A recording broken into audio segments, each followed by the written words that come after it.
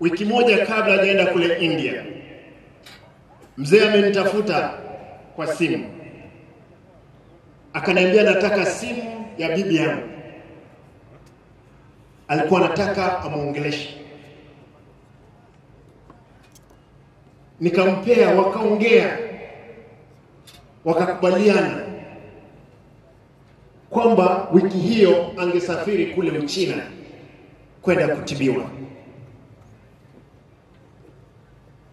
Lakini baadaye nikaondoka Kisii mara moja kuelekea Nairobi kumuona. Nikaenda nyumbani, nikakutana na mama Aida.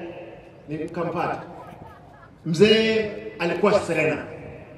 Akaniambia, Simba, usije Serena, uje nyumbani. Tukakutana.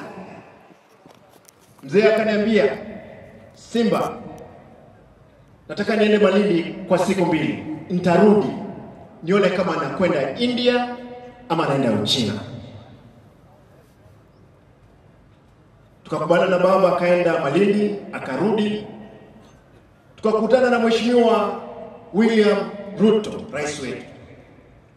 Rais akaniambia, we cannot gamble with the life of our brother Raila Amolo Odinga. I'm giving a plane tomorrow to take mzee to India. And Mheshimiwa Rais, nashukuru, asante sana. Nataka niseme, najua kwamba baba amelala, yuko pale. Baba amelala, baba aenda salama. Lakini jua kwamba pako wameamka sasa. Wamesema kwamba kulala kwako chama cha ODM kitalala. Nataka nihakikishie umati huu, chama cha ODM sasa ndio tumeanza mapambano. Mapambano ndio tumeanza. Baba, utafurahia mahali utakuwa, safari ambayo tuko nayo. Nataka niwahakikishie wanachama wa chama. Wanganipe dakika moja, mimi nalia. Dakika moja. Nataka niwahakikishie wanachama, wale ambao hapa, wale walikuwa napinga baba, wale walio dhulumu baba, wengine wako hapa ndani.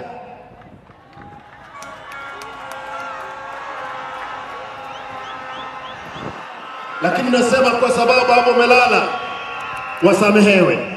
Lakini hatuwezi sahau. Nataka niwahakikishie, mimi kama deputy party leader, siku ya kesho, Mheshimiwa Rais, tafadhali tunaomba kwamba shujaa ambaye tunasherehekea kesho ni baba Raila Amolo Odinga.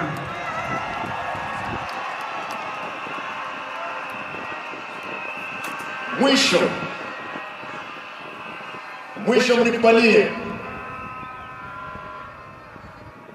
tuimbe wimbo peke yake, bado mapambano. Vijana msilale,